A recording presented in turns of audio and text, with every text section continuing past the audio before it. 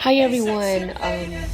Today I'm gonna tell you a story about my fourth child. Lagi nagpapaalam na magpa-practice daw po sila ng sayaw. So, Wow! ang aking naasahang magiging output ng kanilang pagpa-practice. Ayan. So, kala ko ganyan kasi ballroom dancing daw. So, as a mother of 4 teenagers, so kaya nadalasan, nag-aalala talaga ako pag may mga nagpapaalam ng mga pagpa-practice ng kung ano-anong mga ganyan, sayaw or drama na gagawin na movie or ano-ano.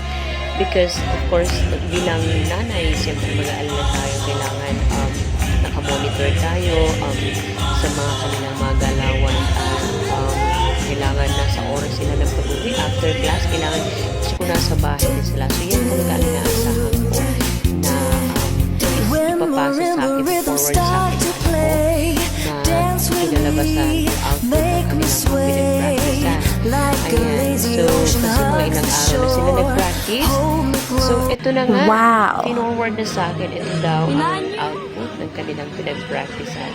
So, nagkakaroon na ko talagang pinanood ko talaga. Ayan. So, ayan na nga. Ayan daw yun. Ang kanilang mga pinaghirapan sa pag-practicean. Ayan guys. Ayan o. Ayan. So, edi syempre, super high yung aking expectation na katulad ng mga naunang videos. So, ayan. Sabi ko, ano naman yan? Parang ang lalabya. Parang mawalang kinain.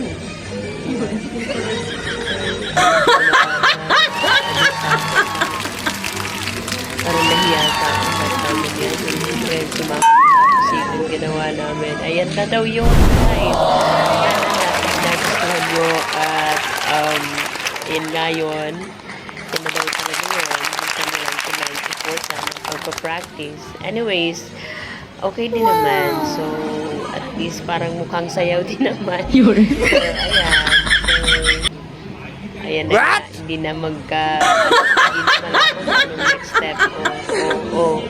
Kalain mo yun. Ilang days may nag-practice and tapos ganun, nagpamali-mali pa ng step.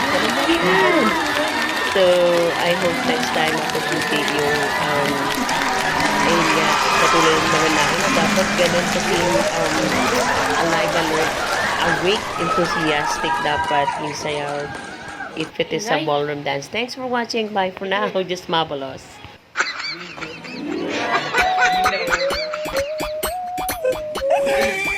Smile ka.